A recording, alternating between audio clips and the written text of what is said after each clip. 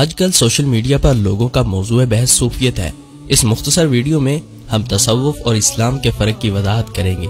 تصوف ترک دنیا اور رہبانیت، لوگوں کے ساتھ تعلقات ختم کرنا، لوگوں سے الگ تھلگ رہنا سکھاتا ہے، جبکہ اسلام ہمیں معاشرے کے ساتھ چلنا پھرنا، باہمی تعلق و الفت کا درس دیتا ہے۔ اسلام میں والدین کے حقوق ہیں، بہن بھائی عزیز و اقارب دوست احباب سے تعلق کا تذکرہ ہے۔ اسلام عمل کا نام ہے۔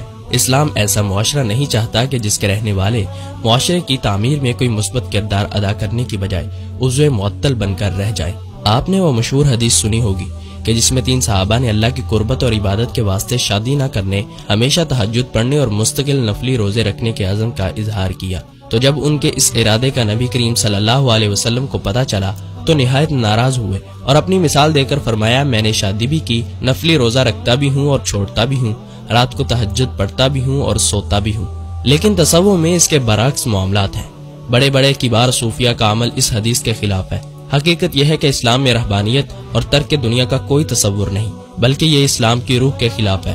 اگر آپ اہل تصوف کے دنیا داری کے بارے میں نظریات کو پڑھیں گے تو آپ حیران رہ جائیں گے، اور یہ لوگ اپنے نظریات کے لیے بہت سے منسوب اقوال اور احادیث بھی پیش کرتے ہیں، لیکن ان میں سے اکثر یا تو ضعیف ہوتے ہیں یا ان کو ان کے سیاق سے ہٹ کر پیش کیا جاتا ہے۔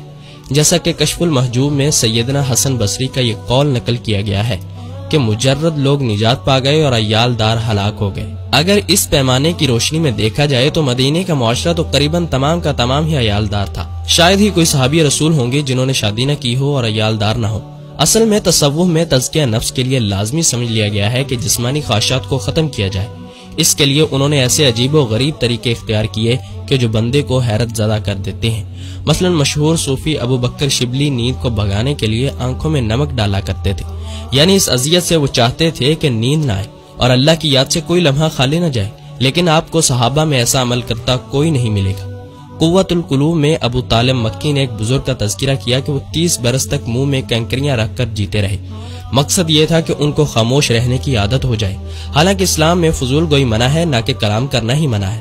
کشف المحجوب میں ایک بزرگ کا ذکر ہے کہ 24 برس کھڑے رہے، صرف نماز میں تشہد کے لیے بیٹھتے۔ امام غزالی تو اہل تصوف کا رات رات پر الٹا کھڑا ہونا بھی ذکر کرتے ہیں۔ اس طرح کی مشقت والی عبادات کی تو آپ کو اہل تصوف کے ہاں سینکڑوں روایات مل جائیں گی، لیکن جس تسلسل سے تجرد کی حمایت میں اور نکاح کی مذمت میں لکھا گیا، اس کی مثال کم ملے گی۔ اسی طرح ابراہیم بن ادہم سے منسوب ہے کہ وہ کہتے تھے کہ جس نے شادی کر لی گویا وہ کشتی کا سوار ہو گیا، اور جس کی اولاد ہو گئی گویا کہ وہ ڈوب گیا۔